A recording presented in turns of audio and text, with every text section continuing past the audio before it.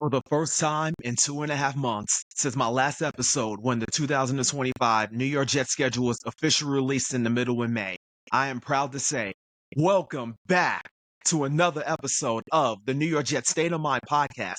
This is a weekly podcast talking about everything New York Jets on this Saturday, July 2025. This is your boy, Malcolm Harper, aka MHJetsFan83. You can find me on social media on X, Instagram, YouTube, and TikTok. The audio version of this podcast is available on any of the digital platforms of Apple Podcasts, Spotify, iHeartRadio, or Amazon Music. You can find the video version of this podcast on my YouTube channel if you prefer to watch. So all of my first-time followers, welcome to my podcast. Or if you're watching this on my channel for the very first time, welcome aboard to my channel. If you are already a subscriber, welcome back to my channel. Also, if you can do me a huge favor and share my channel and podcast with not only other Jets fans, but NFL fans, that would be greatly appreciated. I am finally back on this mic talking Jets football. I miss you all dearly. I could not wait to get back on the mic. For those of you who are actually watching the video version of this podcast, whether it's on Spotify or my YouTube channel, as you can see behind me, I did a complete makeover of my man cave. So let me know in the comments on how it looks. Now, the 2005 New York Jets training camp is finally here this week after a 6-week break. So in this episode, I'm going to be recapping on what's been going on around the team, some players that stood out to me, and getting to the new follower shout out, which there's a lot of them in terms of the numbers. So before I get started, let me give a huge shout out to Jenny Blue on Instagram that reached out to me and put a banner together for me. The banner is all on my social media pages if y'all want to take a look. Anyway, let's get to the news on Jets training camp. And obviously, the injury that happened to Justin Fields. Aaron Glenn spoke to the media last Thursday when it initially happened. He said it was a toe injury. He did not know the severity of the injury at the time. He may have his toe step on, but he has to go look at the tape. Following up from Ian Rappaport and Tom Pelissero from NFL Network, they are saying that it's a dislocated toe. And here were the quotes from last Thursday's training camp. NewYorkJets.com basically stated publicly that he is going to be day-to-day. It's his middle and not his big toe that was injured. Wow, what a sign of relief for us Jets fans.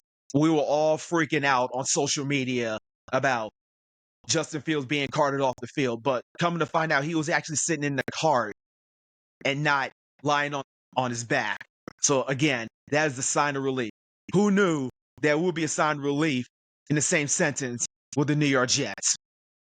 Now let's get to yesterday's practice. It was the first public practice to the fans that were available. And on the Jets social media pages, here's Justin Fields running towards the fans and signing autographs. So even though he had his helmet off, he didn't practice with the first team. Tyrod Taylor did. And I like the catch that the New York Jets showed on the social media pages on Mason Taylor in the red zone. And I'm hoping he will be good. We have not had a tight end that good, that productive, hopefully, since we drafted Dustin Keller in the 2008 NFL Draft. Aaron Glenn spoke to the media yesterday. He said that Fields was day-to-day with a toe injury, like I mentioned, what NewYorkJets.com put out publicly. He said, quote, "When he's ready to come back, we'll make sure that he is out on the field. So I'm not going to be surprised that he is going to be back on the field next week." That's my opinion. The two things that stood out to me in that press conference that he did yesterday was accountability, getting the job done. That's all they care about. And the second thing that stood out, what he said, and this literally blew my mind when he said that, he said, quote, "Undisciplined teams do not win games." To me, that is a direct indictment on the previous regime, that's for sure, specifically Robert Saleh. And I'm going to add a third thing in there as well, too, that was really surprising. He said in a press conference that he ended up bringing in officials during the practice. That is a very smart move. Cleaning up the penalties, holding players accountable. That, to me, that is a breath of fresh air. That was yesterday. Now, let's talk about today's press conference from Aaron Glenn that he did earlier today. He was very pleased with how the players responded. Very spirited practice. When asked about Justin Fields participating on 7-on-7 in today's practice, he said that he is trying to ease him in, making sure that he's ready for team drills, going through the protocols to make sure that he's ready. He did say they're going to be tackling next week. It's all about tackling in the open field in the NFL. It's a spacious league. And he said the more you can tackle in space, the more we're going to be better as a team. It's something that he did in Detroit the first 4 years when he was the defensive coordinator. It gets the players excited, teaching and working on things that you have to work on to be good as far as tackling. When asked about Sauce Gardner being criticized, he said, look, he's going to be criticized with a little bit of everything of who he is. Once you are a first-round pick, the one thing is criticism and expectations. So we expect for him to be just fine. Rich Samini of ESPN asked AG the question about Justin Fields learning the offense, and he's like, he missed one day. He's been all the meetings, so he's going to be just fine. Great response from Aaron Glenn. And he specifically talking about the plays, he said, look, he said he does not have to tell the players to giddy up and go. They're just going. And he was also asked about Amon, our first-round pick, and Will McDonald. And he said he is glad that Amembu is able to see everything and go up against Will McDonald as far as the agility and the speed. He also broke it down in one word when asked about Will McDonald not having that speed last year. And he said, coaching. And I absolutely love that response from Aaron Glenn. He was asked about what defines an Aaron Glenn guy. He broke it down into 4 words: smart, tough, aggressive, and resilient. When asked about Bill Parcells, he says, I've always been glad he's been in my corner. He still coaches me to this day, but I appreciate it. He is always going to be in my corner. He has no ego when he gets criticized. He talks to him once a week. And he was asked what it was like the first week by Eric Allen of NewYorkJets.com. He said he's been everything that he has imagined. Hearing the fans, knowing exactly what they're looking for.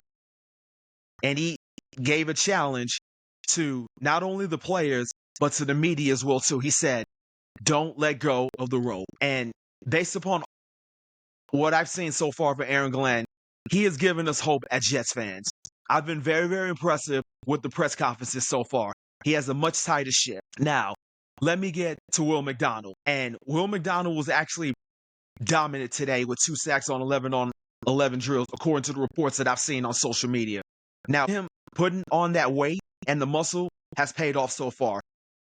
If I was a bet man right now, I think he can get 12 to 15 sacks this upcoming season.